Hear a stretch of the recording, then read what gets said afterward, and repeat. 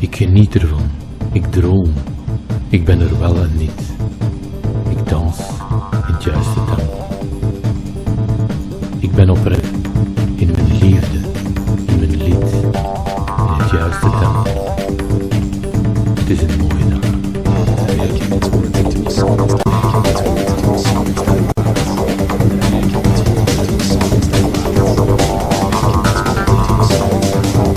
Welcome, listen. Is it the choice of words I use for labeling? Perhaps our next of kin will understand that a man can mince words into a science as stated. Good morning, everyone. First of all, let me thank you all for being here today. I'm very happy to introduce you about myself.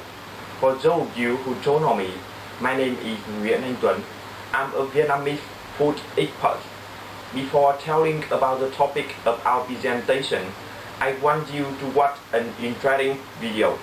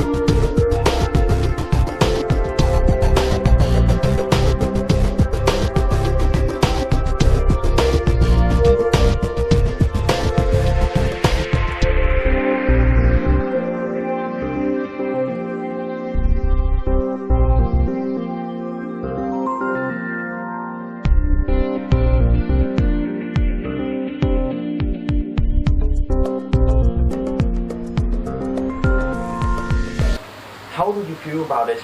Our country, Vietnam, is small and Maryland in Indochina Peninsula.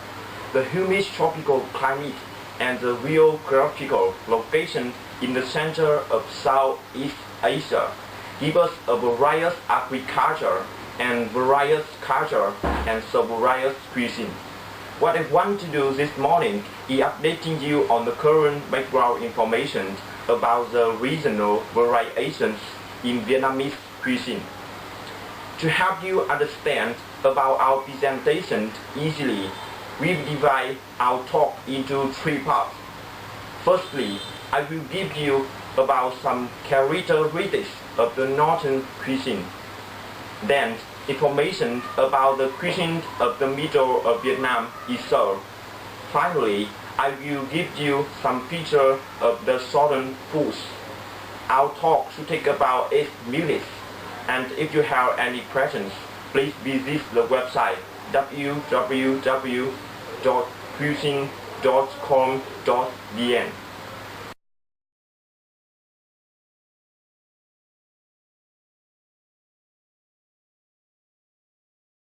Okay, let's begin with North cuisine. Due to the effects of monsoons, the north of Vietnam is colder than the rest part of the country. This kind of climate limits availability of spicy producing. As a result, the foods here are often less spicy. Black pepper and ginger are the most popular ingredients to produce spicy flavor. Being cradle of Vietnamese civilizations, the North produces many typical dishes of Vietnam, such as phở, bánh cuốn, nem, and so on. These are some images of phở, the price of Vietnamese cuisine. Phở is a noodle soup with a clear broth made from a long hour boiling of meat bones and traditional spices. There is a variety of phở made with different meats and fresh herbs. Phở is most famous in Hanoi and Nam Định province.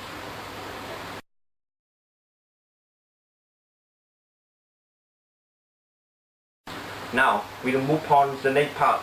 As we know, the terrain of middle of Vietnam is mountains, and the climate here is quite hot and dry. These natural conditions give this region an abundance of spicy, especially chilies. The capital of the last dynasties of Vietnam, the foods are very fancy and colorful, reflecting the influence of ancient Vietnamese royal cuisine.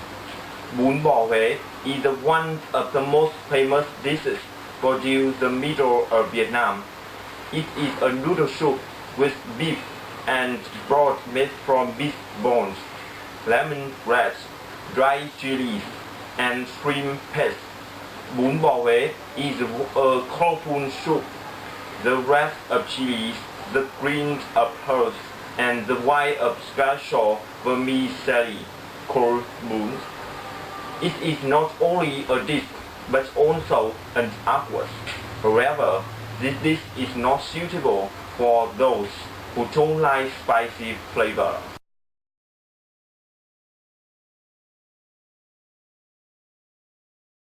Continuously, we will explore the South cuisine together.